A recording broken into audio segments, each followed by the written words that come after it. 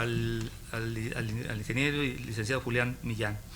El ingeniero Julio Millán se tituló como economista en la Universidad Autónoma de México y en esa misma institución estudió diplomacia en la Facultad de Ciencias Políticas y Sociales. A su vez realizó estudios sobre comercio exterior, productividad y análisis económico en Washington, D.C., Oxford y Gran Bretaña y Tokio, Japón. Actualmente es presidente del Consejo de Administración de las empresas que conforman el grupo Coraza Corporación Azteca, entre las que destacan Coraza Internacional, especializada en la organización de negocios internacionales a gran escala en los sectores de transporte, energía y telecomunicaciones. Con ustedes, el licenciado Julio A. Millán. Gracias. Bueno, antes de reconocer que estoy en una mesa de privilegio, debo reconocer también que estos eventos han sido de privilegio, realmente.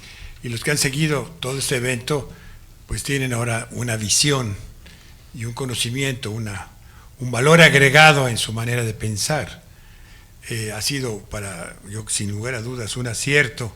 Primero, por la constitución del propio IDIC, fundado hace muy poco, pero su capacidad de reacción ha sido muy alta, hacia 2013, en menos de casi 3 años. Realmente es muy importante, porque hay voluntad atrás, hay deseo de hacer las cosas, hay inteligencia para esto. Entonces, esto genera, digamos, expectativas.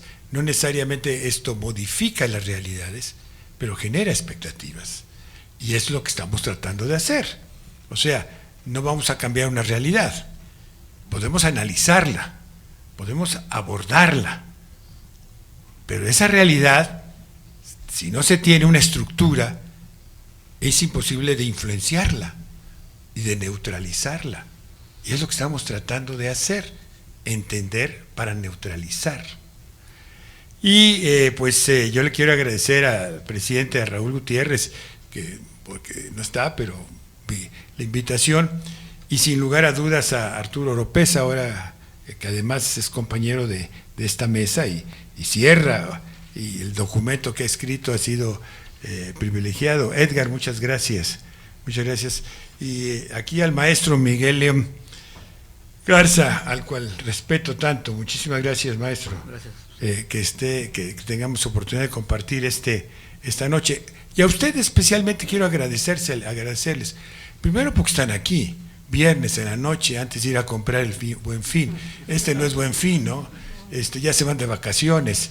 Y están interesados en hacer un ejercicio intelectual, de abordar temas, de encontrar respuestas, quizá no soluciones claras, transparentes y definitorias, pero sí hacer este ejercicio que alivia mucho a las gentes que tienen inquietudes intelectuales. Me tocó escribir una parte de este maravilloso documento que propició tanto la universidad, el IDIC, la Universidad Nacional Autónoma de México, el Colegio de México, obviamente, y que de una o de otra manera muestra muchas inteligencias juntas, y es un buen documento, es un excelente documento que sintetiza criterios. Y hay puntos disruptores. Efectivamente, Gina decía algo, los que somos prospectivistas tenemos mecanismos de revisar cosas, tenemos mecanismos y metodologías para hacerlo. Llevamos muchos años en este asunto. Y quiero hacer una referencia porque básicamente también es importante, dentro de lo que es propiamente el concepto del futuro, pues el futuro no se adivina, ¿no? El futuro, como yo señalo, no se predice, el futuro se construye.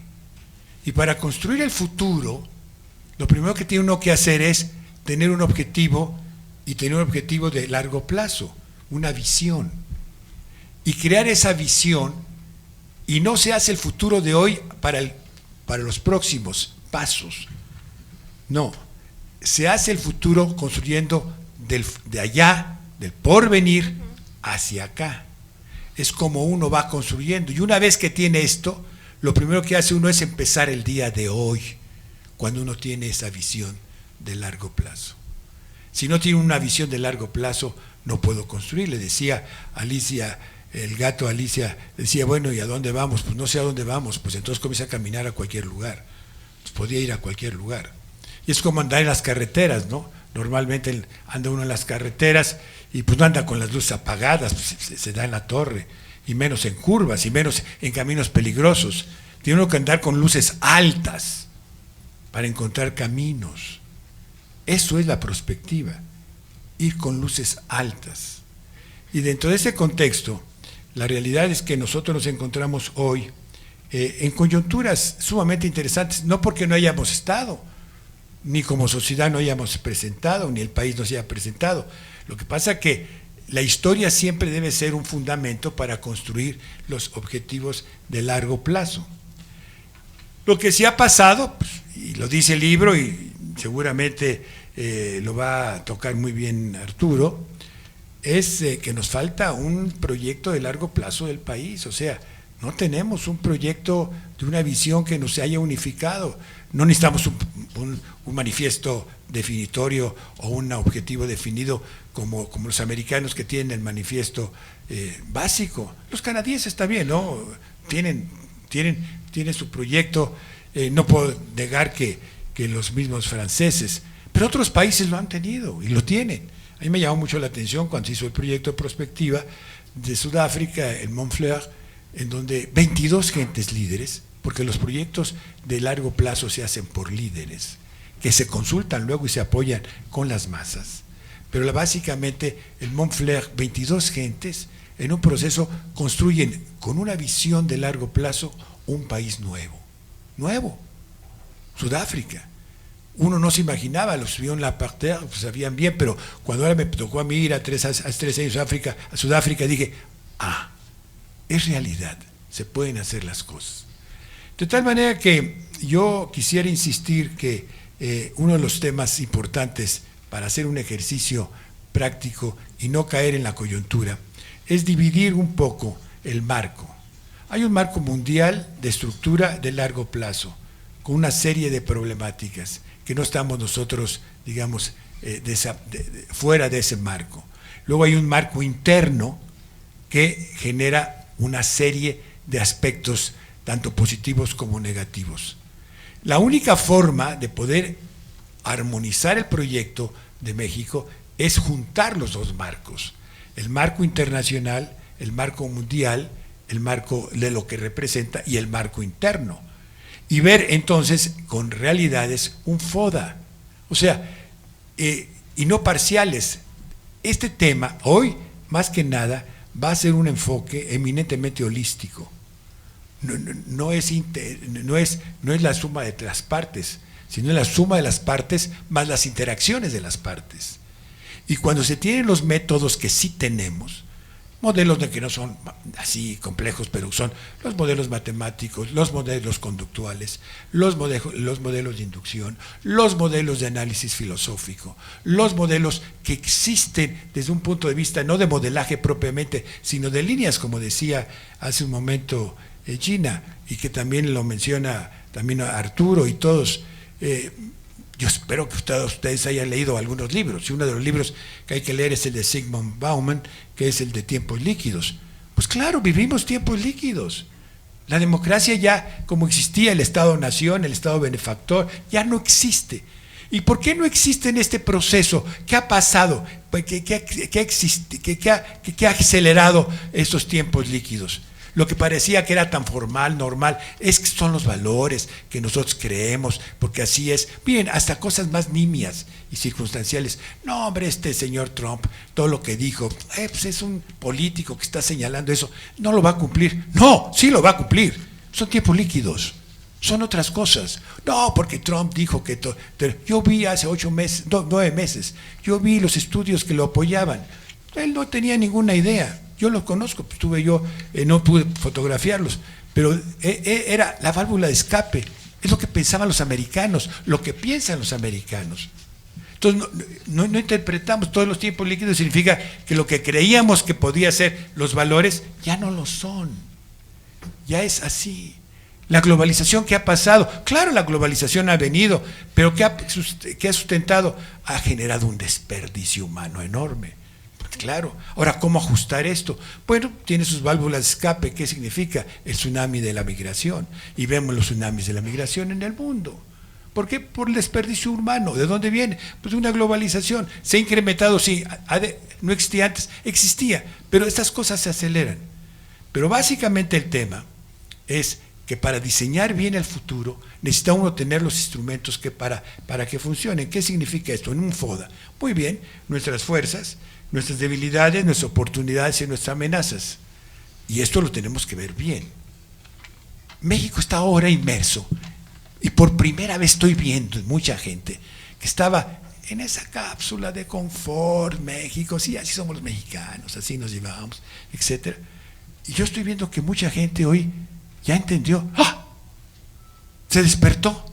Ahora sí, sí tenemos fortalezas. No, sí tenemos debilidades. Y esto es terrible. Y entonces ya comenzamos a hacer análisis. Que fue diseñado antes de cualquier cosa, el factorial de ruptura fue externo, el wild card vino de fuera, nos está obligando a hacer esto, qué bueno que está ese, y unificar una serie de criterios. Entonces, cuando uno está estableciendo el concepto de largo, entonces ya comienza uno a entender cuáles son los factoriales que intervienen. Y uno de los importantes factoriales que intervienen es la tecnología. La tecnología ha hecho más líquido los sistemas. La democracia. Dice, no, la tecnología la ha hecho mucho más líquida. La democracia. La tecnología ha hecho mucho más líquido muchos aspectos de la vida, a una velocidad. Pero dicen, híjola, cuando damos clases en el Colegio de la Defensa Nacional en estrategia y decimos, miren, esa es la rapidez de la tecnología, incluso en campos puntuales de aspectos militares, donde hay hombres ya que pueden cargar 100 kilos. Bueno, después la tecnología humana, la tecnología puesta en las comunicaciones, etcétera. Pero cuando nosotros ponemos los elementos de la tecnología que representan situaciones que nos quedamos sorprendidos, que en el año 2040 habrá una computadora que tenga toda la capacidad humana, o sea, un niño va a tener una computadora a su cargo que va a tener toda la información del mundo. El Internet es una computadora humana, o sea, estamos intercambiando información. Entonces, primero la velocidad de esto es enorme. Cuando el genoma humano costaba sacar 150 millones de dólares, hoy vale 15 dólares. Es increíble el cambio, pero no es tanto la velocidad del cambio, es la profundidad del cambio.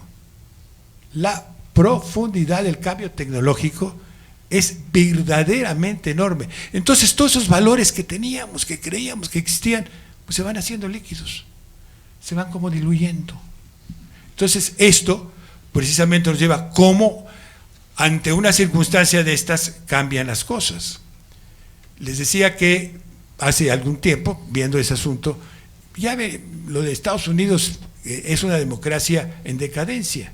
Claro, los valores no han sido realzados en un sistema de comunicación democrática. El 86% de las informaciones de la campaña pasada fueron en negativo, de diatriba, de ruptura. Nosotros ya sabemos lo que es la política negra, ¿no?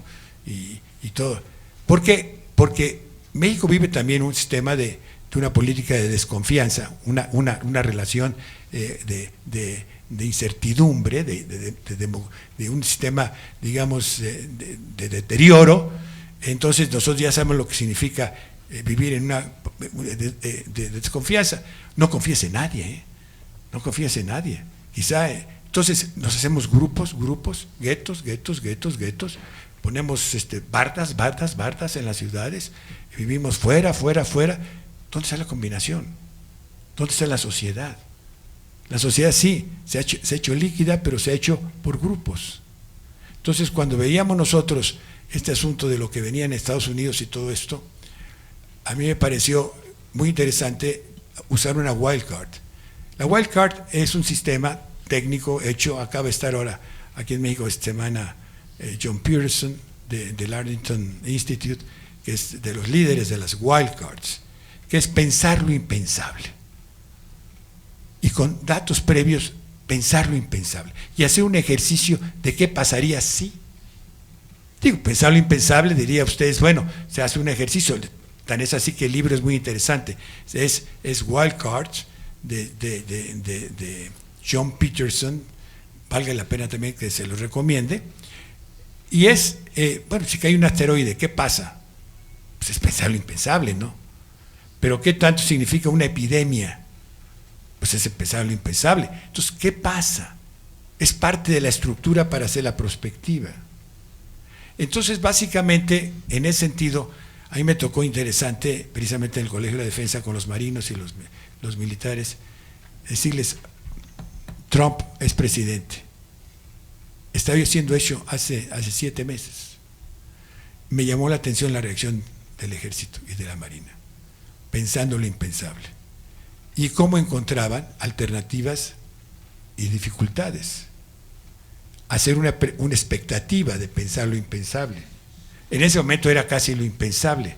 Ya había señales, pero no era lo pensable. Lo que va a pasar no es lo deseable, es pensar lo impensable, puede o no ser deseable. El hecho de crear entonces conceptos de largo plazo y visiones de largo plazo es para tratar de lograr no hacer un proceso de un escenario, una visión catastrófica. Tampoco le podemos ir al ideal, idealizarnos. Tenemos que crear una línea de un concepto de apuesta. Tenemos que apostarle a algo. Esa apuesta de país que se hace a 100 años con cortes anteriores a 50, 25 y ahora de más cortos, esa apuesta de país no la hemos hecho. Y al no haberla hecho, pues nos agarra como conejillos locos cuando viene el primer zumbido de la primera pistola que se truena por fuera. Y eso es lo que nos está sucediendo ahora. Por esto, las sugerencias que vienen en este documento, que me parecen excelentes, representan ya un anticipo de esa necesidad. Ya había señales. Sí, necesitamos una nueva dimensión de constituciones, o una nueva dimensión de patria, o una nueva dimensión de estructura. Sí, ya venían. Ahora, ¿qué es lo que nos lleva? Es cómo ejecutarlo. No hay que confundir la prospectiva con la planeación estratégica. Son dos cosas diferentes. Una vez que tiene uno el objetivo de largo plazo, o sea, tiene un objetivo, se crea este concepto y se construye a partir de ahora. Es en ese momento como ya puede uno decir, ¿cómo voy a llegar a eso? Pero si no sabemos qué tipo de país tenemos, cuáles son las vocaciones del país, incluso deberíamos de ponernos de acuerdo la mayor parte de los mexicanos, es el referéndum básico. Si yo hiciera ahorita una pregunta a ustedes, ¿cuál es la vocación del país? Bueno, ¿cuál es? Denme la otra, denme la tercera, denme 3 vocaciones líderes del país. Y vean cómo esos conceptos se hacen líquidos ahorita. ¿Cuáles son las vocaciones? ¿Dónde están? ¿Y cómo llegamos a esto? No, yo pienso que por la educación, no, yo pienso que por el Estado de Derecho, es todo junto, es holístico. No alcanza uno el proceso si no logra uno direccionalizar las acciones de una forma. ¿Que no se puede hacer? Sí se puede hacer, por supuesto. Son sumas, son corrientes, son estructuras y se llega. Y sí se requiere una cosa fundamental: voluntad de liderazgo. Piramidizada, o sea, por grupos, hasta crear la pirámide fuerte, la pirámide que construye un objetivo a largo plazo. Yo podría, el tema es tan interesante que ahora dice, bueno, entonces el problema es mucho de la confusión. Yo estoy, un proyecto de largo plazo, ¿cómo? Eso es imposible. Oye, Julio, estás equivocado. Ahorita lo que tenemos que resolver es qué pasa con el precio del dólar. No, claro, podemos discutirlo ahorita, podemos ver, el precio del dólar tiene un elemento, ¿no? Pero es circunstancial, son las coyunturas. Oye, ¿qué va a pasar con los migrantes? Bueno, ya tenemos una estructura. A ver, los migrantes son muy importantes, y los que están allá, más, para la pregunta, ¿no? Los que están allá más. Pero díganme, en proporciones de decisiones, ¿qué son más importantes? ¿Los que estamos aquí? ¿Los 130 millones? ¿O los 10 que están allá? ¿Qué hacemos? ¿Vamos a focalizar todo por eso? Digo, hay preguntas estructurales. Sí es cierto, se va a negociar el TLC, pero por supuesto hay que negociarlo. Ya tenía que haberse hecho, pero no tomamos la iniciativa nosotros. Cuando quisimos hacerlo, los amigos, incluso empresarios, Juan Gallardo y todos metimos el plus, el TLC Plus, ¿te recuerdan, no? Que teníamos que meternos en el TLC Plus. Digo, por el upgrade, porque se hizo un tratado de primera generación, pues, y nosotros abrimos el mercado. Tan es así que nos hicimos dependientes de Estados Unidos. Nosotros siempre hemos sido dependientes. Desde el tiempo de Porfirio Díaz, 72% del comercio era pues, con Estados Unidos. Ahora ya es 84, bueno, 83. Bueno, ya. ¿Qué diferencia? ¿Se va a acabar el comercio? No, no se va a acabar. No se va a acabar. Son tonalidades, son áreas. No, que el TPP, platicamos, que el TPP, ¿quién sabe qué va a pasar? Es muy importante el TPP. Pues, ¿de dónde? Vamos, lo que a mí me preocupa, y yo creo que en estas mesas se han tratado muchísimas veces, no sé, ayer, pues, pero es una maravilla este tipo de mesas, porque le permite a uno ver cosas que nos faltaron. Yo llevo 20 años sin política exterior. Digo, ya sé que a mucha gente no le gustaba la política exterior que tenía el país en tiempo después de la guerra. Bueno, había un acomodo de aliados. Tampoco les gustó lo del tercer mundo, de Echeverría, pero había políticas de negociación y de posicionamiento. Teníamos amigos en el exterior, negociamos por grupos. El TLC nos abrió las puertas nada más a una negociación, con una sola. Y claro, había un wild card, había un pensarlo impensable, que podía pasar, y pasó. Y ahora vamos a tener que enfrentar esas consecuencias. Yo podía hablar muchas veces cosas de esas más, no quiero usar el tiempo, por supuesto, ya de Edgar y mucho menos de Arturo, que tienen que cerrar este asunto, porque como no va a haber preguntas ni evasivas, no me quedo aquí. Muchísimas gracias, muchísimas gracias. Nos ha llevado a reflexionar mucho y sobre todo de la importancia de construir el futuro. Yo creo que debemos de ser capaces de tener una visión de país y ser capaces de construir un futuro para el país. Y yo creo que habrá líderes emergentes que nos marcarán el camino. Muchísimas gracias, ingeniero.